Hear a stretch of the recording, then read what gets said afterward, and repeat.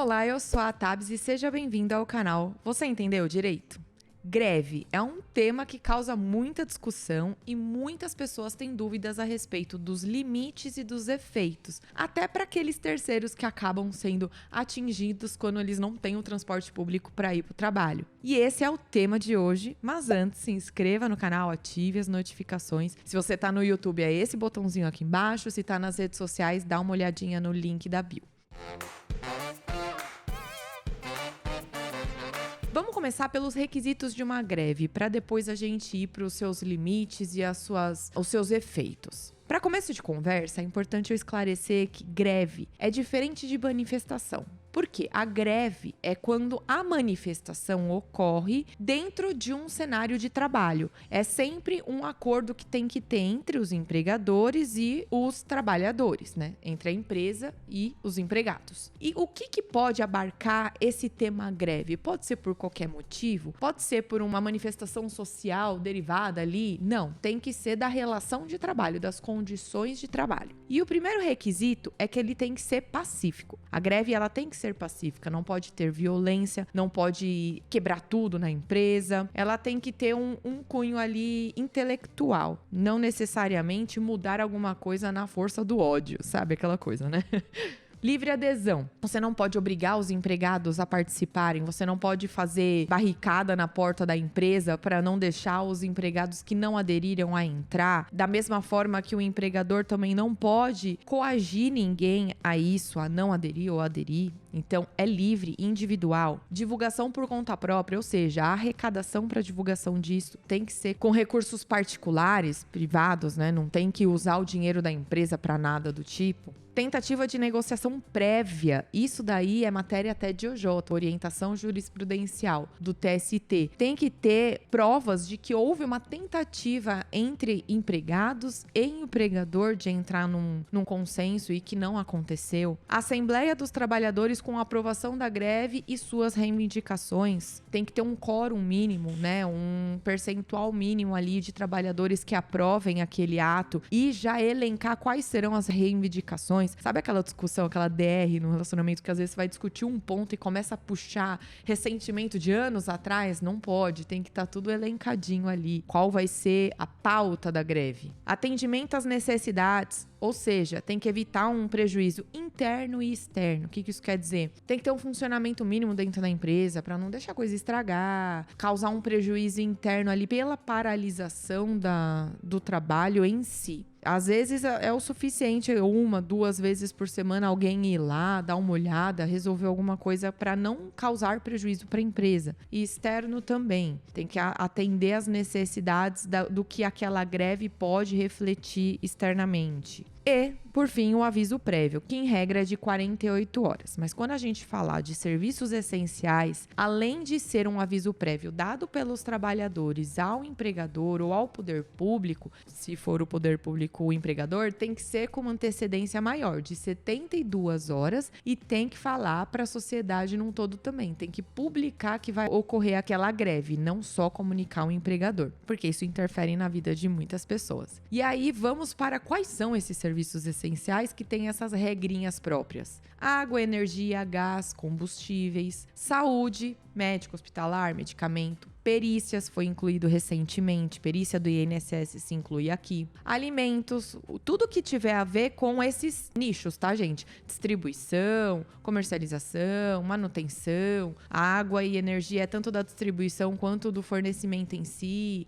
Então tem todos os verbos ali envolvidos com esses nichos. Funerária, transporte coletivo, tráfego aéreo e portuário também foi adicionado recentemente, esgoto e lixo, telecomunicações já virou serviço essencial, hein? Manuseio de substâncias radioativas e materiais nucleares, que isso oferece um risco para a sociedade, e dados ligados a serviços essenciais e compensação bancária. A greve não pode deixar de cair o dinheiro na conta, porque acaba refletindo com outros serviços, com a vida da sociedade num todo. Esses serviços essenciais, eles vão ter regras regrinhas próprias, além do aviso prévio maior de 72 horas. Como, por exemplo, a paralisação, ela muitas vezes não pode ser total. A gente não tem em lei qual é o percentual mínimo que tem que funcionar. Por exemplo, vai ter greve do metrô, vai ter greve do ônibus. O norte, pela jurisprudência, é que seja de um mínimo de 30%, que isso já foi estudado e comprovado que é o mínimo que a sociedade precisa para estar operando. Se vai ser 30% das frotas, ou se vai ser um percentual diferente em horário de pico e em outro em horário comum, isso daí é de caso para caso. Mas a paralisação total de algumas empresas privadas são possíveis desde que, privadas ou públicas, desde que não seja serviço essencial. Serviço essencial necessariamente tem que ter uma operação mínima, não pode refletir isso em prejuízo para o cidadão. E aí a nossa lei fala que o Estado assegura, porque tem gente que fala, Tabs, mas tá bom, não pode, mas eles paralisaram, e agora? O Estado vai ter que se virar, o governo vai ter que se virar como uma medida aí alternativa para que esses serviços sejam prestados. Suspensão do contrato de trabalho é um outro efeito que a greve tem. Quem participa da greve não pode ser mandado embora porque participou da greve. Direito de participar da greve está na nossa Constituição. O que pode acontecer é a suspensão do contrato de trabalho, ou seja, pausa e recomeça a contar depois que para a greve. O que acontece com esse período de greve? Em regra, não recebe salário e não conta para férias, 13º. É como se tivesse pausado mesmo, que nem a gente pausa filme e tivesse recomeçado a contar na volta. O que acontece muito é que o desconto no salário pode virar um dos itens de barganha entre os trabalhadores para cessar a greve. Então, eles param a greve desde que o empregador prometa que ele não vai descontar esses dias de salário. Se a greve for considerada ilícita, se ela não cumpriu com aqueles requisitos que eu falei primeiro, né, qualquer um deles não foi descumprido, aí o desconto pode ocorrer sim, porque a greve ela era ilícita. Compensação posterior pode ser acordado que esse tempo não vai ser descontado, vai ser pago normal, mas que os funcionários vão pagar depois para compensar essa paralisação, seja pagar em horas ou pagar em metas, eles vão ter que correr atrás do preju. No caso do descumprimento de regras normativas ou legais, não pode ter desconto, ou seja, se a paralisação é por falta no pagamento de salário, isso é um descumprimento tanto de norma coletiva, né, convenção coletiva de trabalho, quanto de lei. Então não pode ter desconto no salário. É como se o empregador tivesse dado uma justa causa para a greve. A greve que pode descontar salário é a greve de reajuste salarial, por exemplo.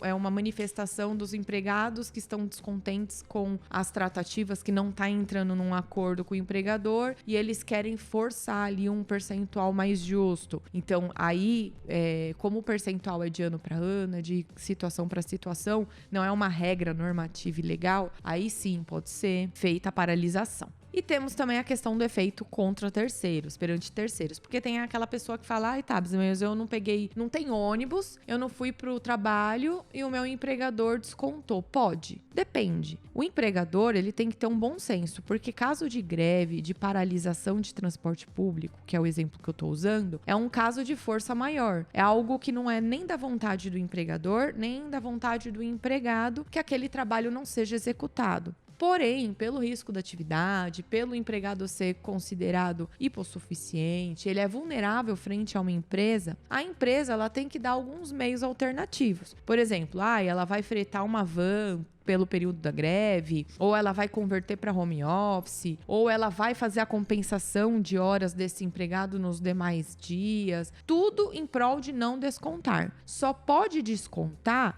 se, por exemplo, é um funcionário que vai trabalhar com carro próprio, mas ele usa de gancho a greve que está rolando para justificar a falta dele. A falta dele não vai ser justificada por isso, porque ele não é usuário daquele transporte. Ou quando a empresa oferece um meio alternativo, uma van fretada, e ele se recusa aí. Então dá pra ver ali a má fé, aí tudo bem descontar. Mas em regra tem que ter um acordo ali entre empregador e empregado. Tem muita gente que fala assim, mas não entrei em acordo, ele descontou, o que eu faço? aí você infelizmente vai ter que entrar com uma medida na justiça trabalhista no decorrer do trabalho, porque tem pessoas que pensam que isso só pode acontecer se foi mandado embora, para pedir para um juiz ver o que seria mais justo para ambas as partes, porque a empresa também é lesada com esse tipo de situação. Então vocês podem ver que a greve, além dela ter alguns critérios ali a serem cumpridos, como prever o tempo, se vai ter trabalho parcial, se foi avisado com antecedência, se teve assembleia com quórum mínimo aprovando,